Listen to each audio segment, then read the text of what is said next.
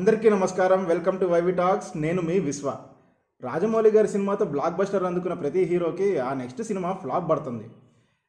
Student number 1 తర్వాత సుబ్బు, సింహాద్రి తర్వాత ఆంధ్రవాల, ఛత్రపతి తర్వాత పౌర్ణమి, విక్రమార్కుడు తర్వాత ఖతర్నాకు, ఈగా తర్వాత ఎటో వెళ్ళిపోయింది మనసు, మగధీర తర్వాత ఆరెంజ్, ఆర్ఆర్ఆర్ తర్వాత రామ్ చరణ్కేమో ఆచార్య, ఎన్టీఆర్కేమో ఇదే దేవర. ఈ సినిమా రిజల్ట్ కూడా సేమ్ అలాగే వస్తుంది అనుకున్నా. ట్రైలర్ చూసిన తర్వాత కన్ఫర్మ్ చేసుకున్నా. కానీ ఈరోజు సినిమాకి వెళ్ళి చూసిన తర్వాత సర్ప్రైజ్ అయ్యా. ఎందుకంటే మాస్ జాతర అండి. సినిమా ఊర మాస్. అవునా, నిజమా? సేమ్ ఓల్డ్ టెంప్లెట్ స్టోరీనే. కొరటాల శివ గారు ఆల్రెడీ ఇలాంటి స్టోరీతో సినిమాలు తీశారు. దానికి ప్రీ ఇండిపెండెన్స్తో లింక్ చేసిన బ్యాక్ స్టోరీని యాడ్ చేశారు. అంటే అదే ఎర్ర సముద్రం అనే పేరు ఎలా వచ్చింది, ఎందుకు వచ్చింది అనేదన్నమాట. ఇక సినిమా కథ విషయానికి వస్తే, ఒకప్పుడు దేశ సంపదను కాపాడిన యోధులు అన్న గుర్తింపు నుండి ప్రజెంట్ దేవర పీరియడ్లో స్మగ్లింగ్ వాళ్ళకి హెల్ప్ చేస్తూ దేశంలోనే కాకుండా వాళ్ళ సొంత వాళ్ళకు కూడా ప్రాణ నష్టం కలుగుతోందని తెలుసుకొని దేవర ఈ స్మగ్లింగ్ చేయడం ఆపేద్దామంటాడు. కానీ అంత మంచి సంపాదనకు అలవాటు పడిన బైరా అండ్ ఇతర గ్యాంగ్స్ వాళ్ళు కంటిన్యూ చేస్తామంటారు. కానీ దేవర పరిచయం చేసిన చావు భయంతో ఆపేస్తారు. దాన్ని మళ్ళీ బైరా వాళ్ళు రీవోక్ చేశారా లేదా ఎలా చేశారు, అండ్ వర పిరికివాడిగా ఎందుకు మారాడు అనేది మిగతా కథ.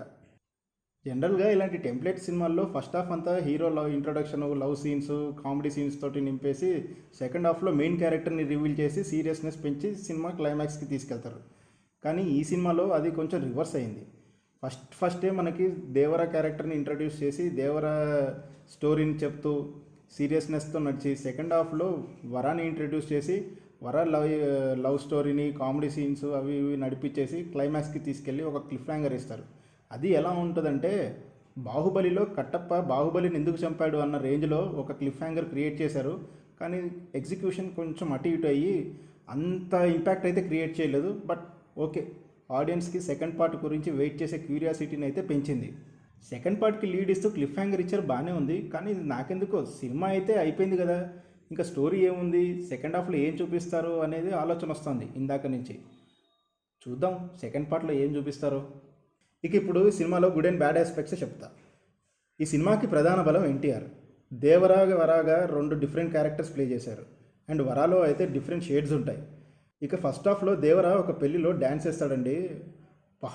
అక్కడ డ్యాన్స్ కానీ, ఆయన ఎక్స్ప్రెషన్స్ కానీ, ఆ గ్రేస్ మూమెంట్స్ కానీ అత్తిరిపోతాయి. కొత్త ఎన్టీఆర్ కనబడతాడు అక్కడ.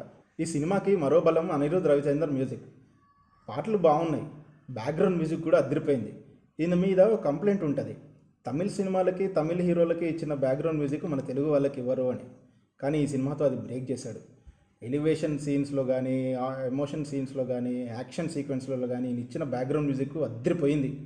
ఇక ఈ సినిమాకి మెయిన్ ఫ్లా కొరటాల శివ రైటింగ్. ఎన్టీఆర్కి 2 క్యారెక్టర్స్ని ఎంత బలంగా డిజైన్ చేశారో ఆయనకు చుట్టూ ఉండే క్యారెక్టర్స్ కేటీకి కూడా అంత స్కోప్ ఇవ్వలే. ఎస్పెషల్లీ ఆయనకు ఆపోజిట్గా చేసిన బైరా క్యారెక్టరు లెందీగానే రాసుకున్నారు. అండ్ అందులో సైఫ్ అలీ ఖాన్ పర్ఫార్మెన్స్ కూడా బాగుంది. కానీ ఆయనకి డబ్బింగే కుదరలేదు అనిపిస్తుంది. ఎందుకంటే ఆ వాయిస్ ఆయనకు అస్సలు సెట్ కాలే. అందుకేనేమో ఆయన క్యారెక్టర్ అంత ఇంపాక్ట్ క్రియేట్ అవ్వలేదు. ఇక హీరోయిన్ జాహ్నవి కపూర్ రోల్ కూడా పెద్దగా ఏం లేదు. సెకండ్ హాఫ్లో వరతో పాటు ఇంట్రడ్యూస్ అవుతుంది, లవ్ చేస్తుంది, ఫ్లోట్ చేస్తుంది. ఆ తర్వాత చుట్టమల్లె సాంగ్లో మాత్రం ఎన్టీఆర్తో డ్యాన్స్ కూడా ఇరగదీసింది. అలాగే సపోర్టింగ్ రోల్స్లో శ్రీకాంత్, ప్రకాష్ రాజు, సుదేవ్ నాయర్, హిమజ, మురళీ శర్మ, హరితేజ, గెటప్ సీను, తాళ్ళూరు రామేశ్వరి అండ్ ఇంకొకరు ఉన్నారు.